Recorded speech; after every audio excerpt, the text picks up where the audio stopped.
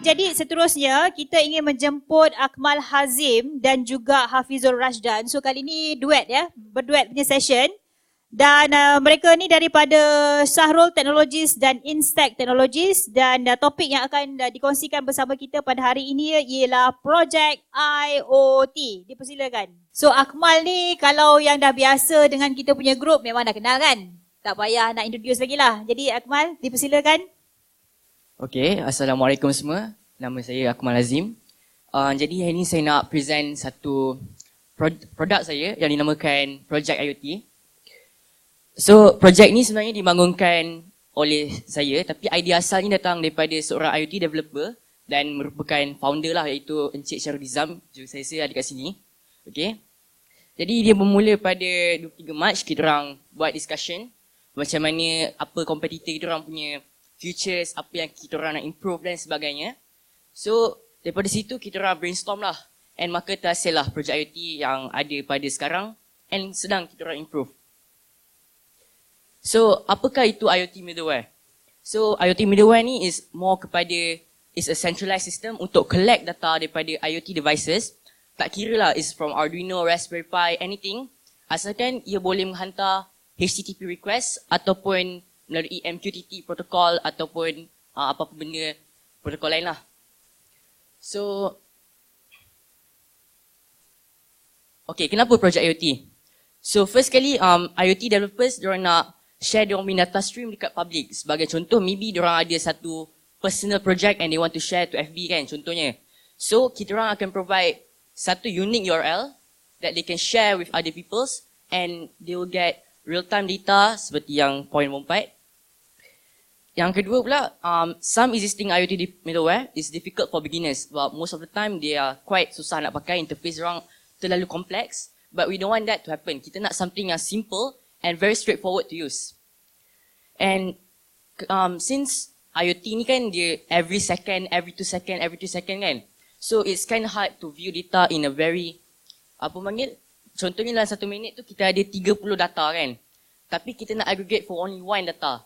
So it's kind of hard lah. So that's why kita cuba untuk set an certain interval and we aggregate the data into 1 minute, for example 1 data. So dalam 1 jam hanya ada 60 data sajalah. Okay. So selain tu kita orang juga sistem ni ialah high availability, maksudnya kita orang ada a few nodes across Singapore and currently we try to expand to Malaysia also lah. But due to some reasons kita orang tengah cuba. And also the interface is quite good. For beginners we believe it's a bit easier than other platforms lah. Okay. So this is some interesting facts. We already have 109 active users, 235,600 plus and still counting data points, 60 plus IoT projects, and more than 80 sensors attached to our platform. So this is some of the screenshots of our system. Okay, this is some of the screenshots. So this is the public view, maksudnya the one that public without keperluan untuk login, they can just maybe can make a QR code and share to the public and they can view this thing lah, this page. So right now kita ada 2 version, V1 and V2. So yang existing sekarang ni is V1, which is a monolith application. So it's still terbahagi kepada 3 infra lah. First kali is web console, which is the one that the user will navigate into, which is open.projekit.com. This one is a normal PHP project with Lumen, and the front end is a Vue.js single page application. And for the IoT gateway, we use Node.js and Express because we need a asynchronous punya nature because it's easy to use. It's fast and performance dia memang laju lah. And for the WebSocket, since we develop WebSocket selepas we deploy at first, so we have to make another one. So that one we use Node.js and Socket.io because we use Socket.io compared to Pusher and any yang berbayar because we want it to be cheap lah.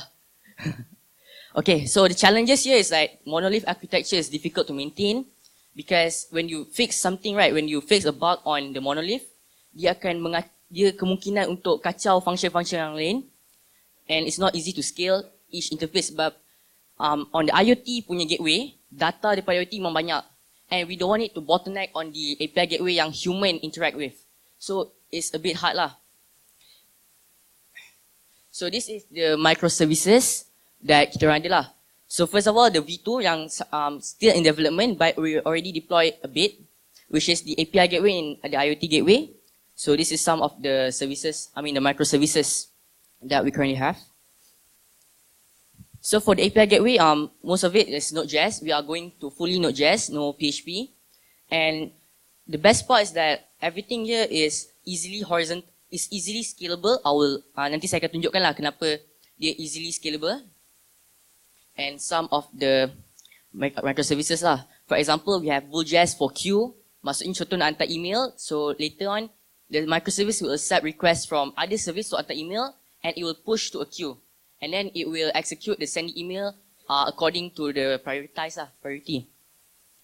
And for the database, we use MongoDB and also MySQL. And not to forget, for error reporting, we have Sentry. Because we believe that bugs, we need to know the bugs first before the user knows. So technology highlight, we have Code.js, which is a replace to console. Console is a, okay, let me introduce with Code.js. It's basically it's a communication protocol. It's a TCP kind of protocol. If you guys know HTTP, but HTTP is kind of bulky with TCP socket, right? You have the packets, etc. Tapi dengan Code.js ni, it uses a direct TCP socket, if I'm not mistaken, and it's easily scalable in a horizontal way where you can just clone. We are using Docker as well. Sorry, I forgot to mention. With it, we can just deploy multiple nodes, and from there it will actually load balance automatically without any configurations. And also it's easy to maintain, obviously.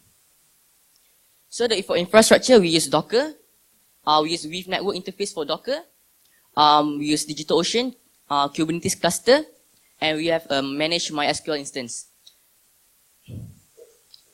So for the backlogs, we will actually implement if this then that. We are still in the process of developing it. We'll be having a better UX, and not for a while we'll be having a mobile apps as well. So if you guys want to check a demo, you can visit http ProjekIOT.com/energy monitoring. There's a WebSocket available. You can see real-time data. Near real-time data with this actual data, is not fake data, obviously. And if you guys have any inquiries, you can either contact me or the original founder at the following email. Thank you. Alright, thank you very much Akmal. Tolong remain on the stage. Okay, nak kasih bakar sikit ya. Akmal, boleh bagi tahu tak berapa umur sekarang? 14. 14 you. Ada 13 tak kat sini? Tolong kat tangan sikit. Itu dah mengigau nama dia. Okay, soalan seterusnya. Agak-agak berapa income sebulan? Tak payah jawab. Okay, sebenarnya Akmal ni start awal. Boleh cerita sikit macam mana boleh berkecimpung dalam bidang IT ni? Mostly start pada Minecraft lah. Because Minecraft kan kita boleh develop our own community server. So from there I start to actually make my own microserver, and then from there install plugins, develop my own plugins. But simple one lah, yang lain semua download je. And then from there timbul passion lah. And then start to actually see like web development is something better. So from there start to actually develop simple webs, and then to PHP. Then from PHP start to develop my first project, which is benchpoint.io. Yeah. Okay, alright. Jadinya memang hebat ya. Kalau tak silap saya, MDEC punya ambassador, macam tu? Betul. Right. MDEC, not MDEC, Run Cloud. Run Cloud, yes. Okay, sorry. Alright, ada pertanyaan tak? Yes. Minta tolong? Ya. Yeah. So tadi kita ada seorang senior yang berkongsi pendapat dan juga pengalaman, dan sekarang kita ada seorang junior. Ya, jadi kita ada balance punya presenter hari ini. So, yeah. Okay, Assalamualaikum. Saya Sarah dari Red App Solutions. Saya nak tanya, apa beza projek ni dengan platform macam ProjekIOT dan satu lagi apa tu tak ingat? ProjekIOT lah, kalau Malaysia ProjekIOT kan, apa beza dia? Yang specialnya yang ni versus ProjekIOT. Okay, soalan tu sebenarnya ni sebab saya rasa maybe ProjekIOT pun dekat sini. Okay, tak apa. But yang saya nak highlight is basically the easy of use lah.